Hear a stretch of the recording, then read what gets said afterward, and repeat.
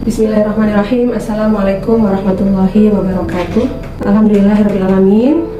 Hari ini kita semua dalam keadaan sehat walafiat. Kita bersama-sama di sini akan membahas belajar bersama tentang akidah pengobatan Islam. Pengobatan Islam atau Tibun Nabawi adalah kumpulan metode pengobatan yang dianjurkan dan sudah dilakukan oleh Nabi Muhammad SAW dan ditulis berdasarkan riwayat yang sahih dan dipraktekkan oleh salafus soleh secara turun-menurun hingga saat ini dan memberikan manfaat bagi kesehatan. Dasar hukumnya adalah Al-Quran dan hadis. Di surat Al-Isra ayat 82, A'udzubillahi minasyaitonirrajim, Bismillahirrahmanirrahim. Wa nunazzilu minal Qur'ani ma huwa syifaa'un wa rahmatul lil mu'minina wa la yazidud dhalimina illa khasara. Dan kami turunkan dari Al-Quran sesuatu yang menjadi obat dan rahmat bagi orang-orang yang beriman. Dan Al-Quran itu tidaklah menambah kepada orang-orang yang zalim selain kerugian. Jadi di sini sudah jelas bahwa Al-Quran adalah sebagai obat, sebagai asyifa. Dan di surat yang lain juga di As-Su'ara ayat 80, Bismillahirrahmanirrahim, wa idza maridtu fa huwa yashfin. Dan apabila aku sakit, dialah Allah yang menyembuhkan. Jadi penyakit itu dari Allah dan Allah juga yang akan menyembuhkan. Ada satu hadis yang saya kutip, Nabi Muhammad SAW bersabda, wahai hamba-hamba Allah, berobatlah kalian. Sesungguhnya Allah tidak menciptakan penyakit kecuali bersama obatnya.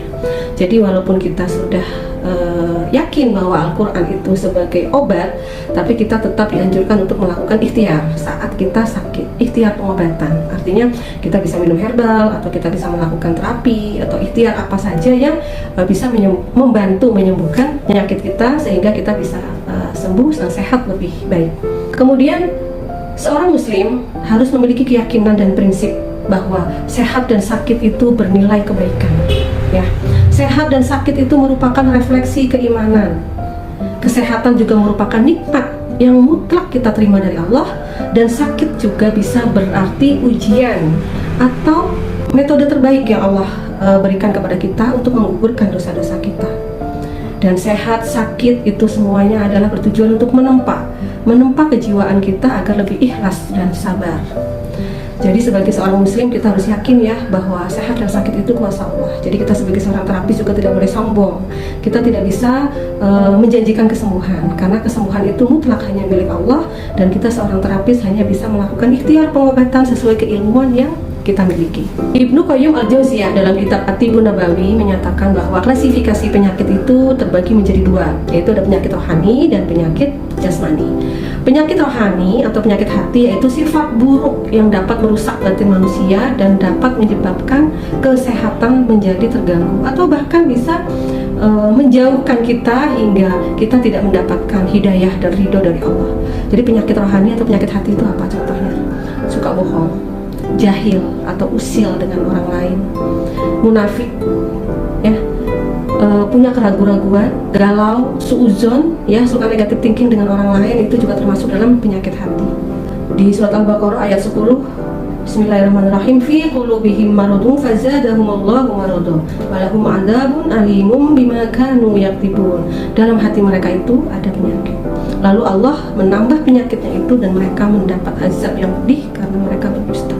Naudzubillah min dzalik. Jadi kita harus pandai-pandai menjaga hati kita agar tidak dirusak oleh penyakit-penyakit hati. Dengan cara gimana? Ya, caranya kita harus menjaga kesucian kita. Kita selalu berwudu, kita selalu tilawah Quran, kita melaksanakan ibadah-ibadah sunnah yang lain yang sudah Allah hidangkan untuk kita, untuk menenangkan hati kita, menjauhi hati kita dari penyakit-penyakit hati atau penyakit rohani. Kemudian yang kedua ada penyakit jasmani, yaitu penyakit yang diakibatkan oleh pola hidup yang tidak baik dan merusak badan atau menimbulkan sakit, mengganggu kesehatan. Itu contohnya apa? Makanan yang berlebihan, minum-minuman yang soft drink yang tidak jelas kandungan gizinya, atau mungkin kehalalan, makanan-makanan yang tidak halal, tidak thayyib juga itu bisa juga mengganggu kesehatan kita. Merokok misalnya, atau walaupun kita tidak merokok tapi kita sering dekat dengan orang-orang yang merokok, jadi kita menjadi perokok pasif. Makanan yang berlebihan, apalagi di saat ada acara-acara undangan atau ditraktir teman, itu kita seringkali aji mumpung makan makanan yang berlebihan, dan itu sangat mengganggu kesehatan kita karena memberatkan sistem dalam tubuh kita, dari mulai sistem pencernaan, sistem metabolismenya, dan lain sebagainya. Jadi sebaik mungkin, sebisa mungkin kita harus bisa menjaga makanan itu tidak boleh berlebihan masuk ke dalam tubuh kita. Dan istirahatlah dengan teratur, ya. Jangan suka begadang misalnya, jangan suka main sampai larut malam yang mengganggu istirahat kita. Jadi itu semuanya harus kita jaga. Kemudian lanjut ke manusia dalam perspektif ilahiyah. Sumber kekuatan manusia terletak pada hati. Jadi jika seseorang hatinya hidup, maka dia akan tenang. Tapi jika hatinya mati, maka dia akan jauh dari ridha Allah, jauh dari hidayah Allah. Di sini kita dianjurkan sekali untuk menghidupkan hati. Ya, hati kita harus selalu hidup dengan cara selalu berzikir dan mengingat Allah. Ya, dengan hidangan yang sudah Allah berikan, ibadah-ibadah yang sudah Allah anjurkan, baik yang wajib, yang sunnah itu. Kita harus mulai memperbaiki diri agar kesehatan kita juga akan lebih baik. Dan kita juga harus menjalankan konsep keseimbangan. Artinya kita harus terbuka, menerima saran masukan yang baik dari orang-orang di sekitar kita, mungkin para ahli yang sudah lebih paham tentang kesehatan. Dan banyak sekali zaman-zaman sekarang itu kan artikel-artikel tentang kesehatan juga banyak yang bisa dibaca. Bagaimana caranya kita hidup lebih sehat, ya. Konsep keseimbangan juga bisa berarti kita harus menyeimbangkan antara kebutuhan jasmani dan rohani. Ya, kita bukan hanya butuh makan, tapi kita juga harus puasa. Kita bukan hanya terus-terusan kita mengikuti hawa nafsu, ya, makannya tidak mengikuti apa yang dibutuhkan oleh tubuh kita. Maka harus konsep keseimbangan itu harus masuk. Hari ini kita makan berlebihan, besok kita puasa.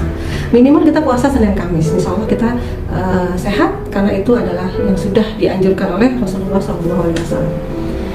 Jadi jika hati kita tenang, ya, hati kita sehat, itu akan mengantarkan kepada kehidupan yang lebih bahagia dan lebih optimis. Dan kita akan meletakkan ketergantungan hidup kita hanya kepada Allah. Masya Allah, ya. Kemudian lanjut ke manusia dalam perspektif kauniyah atau alamiah. Yaitu ada 3 pondasi dalam pengobatan jasmani manusia, yaitu memelihara kesehatan, memelihara dari hal-hal yang kira-kira akan membuat sakit, dan yang ketiga membebaskan diri dari makanan dan minuman yang dapat merusak kesehatan. Jadi kita olahraga juga, kita diet juga, artinya menjaga kesehatan makanan, ya, bisa dengan diet mengurangi makanan atau bisa dengan puasa. Dan kita menghindari hal-hal yang kira-kira akan membuat sakit tuh apa? Misalnya kerja berlebihan sampai larut malam, angin-anginan, pergi keluar tidak pakai jaket misalnya. Itu juga kita harus antisipasi, kira-kira nanti kita kuat nggak? Takutnya kita nanti masuk angin, kita pakai jaket misalnya gitu.